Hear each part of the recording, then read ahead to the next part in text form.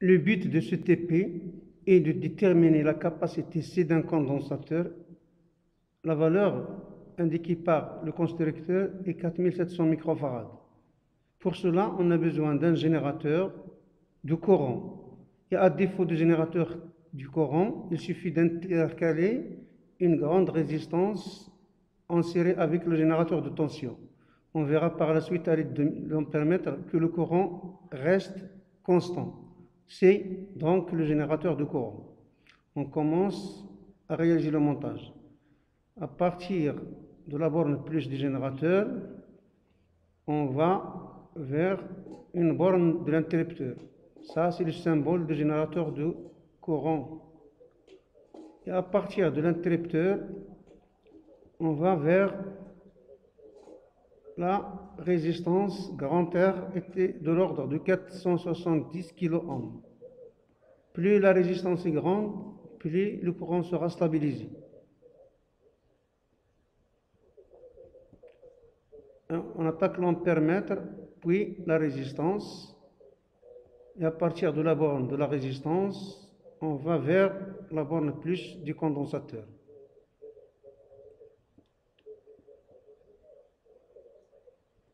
La borne plus du condensateur sera ensuite reliée à la borne moins du générateur. Et le circuit sera donc fermé. Ici, on ajoute un fil pour court-circuiter d'abord le condensateur afin de partir d'une tension aux bornes du générateur initial égale 0. Voilà. Le circuit donc fermé. On va voir la valeur du courant d'abord. Le générateur de courant fournit un courant constant. Voilà, il indique une gradation ici. On va fermer d'abord le circuit.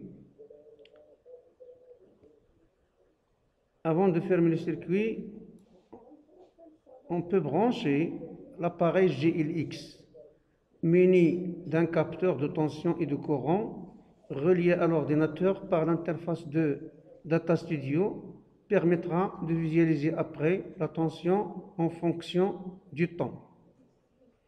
Quelle tension? La tension aux bornes du condensateur. Jusqu'à présent, l'ampèremètre indique un courant nul, c'est-à-dire l'interrupteur ouvert. Voilà. Donc ici, je vais lancer le Data Studio pour l'acquisition des valeurs lorsque je ferme l'interrupteur. Il va commencer après 10 secondes. Voilà, l'aiguille indique une valeur, un nombre de gradations.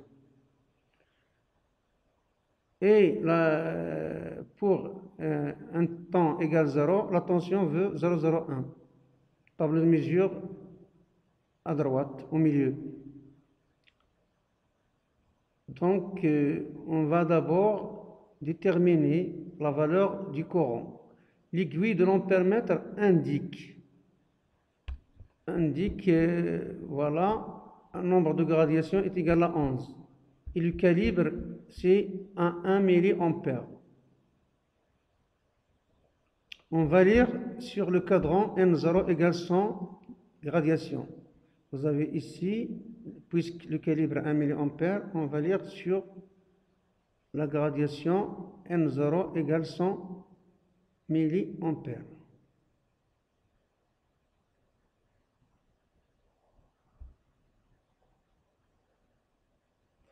Et vous voyez que j'ai arrêté ici le temps sur le logiciel, mais le condensateur continue à se charger. D'ailleurs, il y a déjà 8 secondes de charge. Par la suite,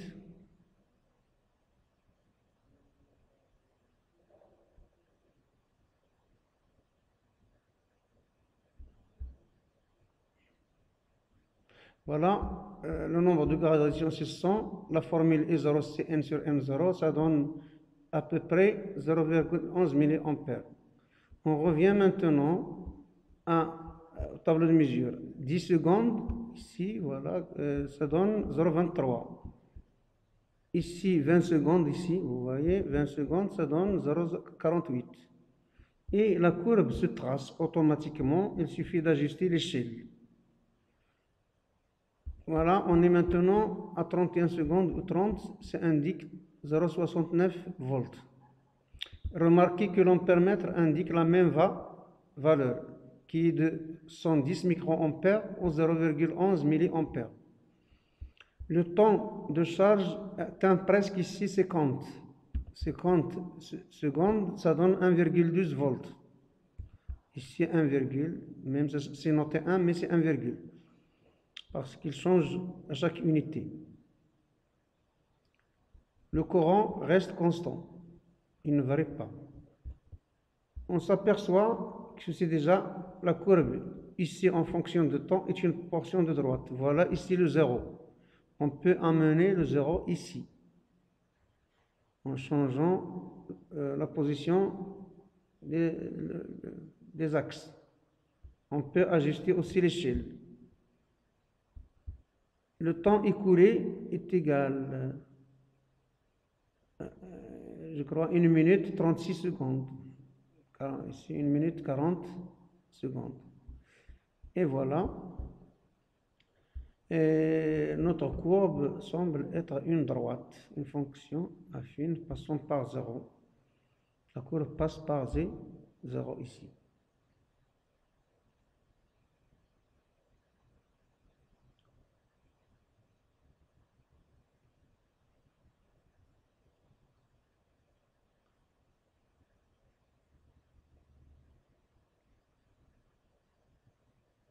Pour déterminer le coefficient directeur de cette droite, on a intérêt à ajuster l'échelle d'abord.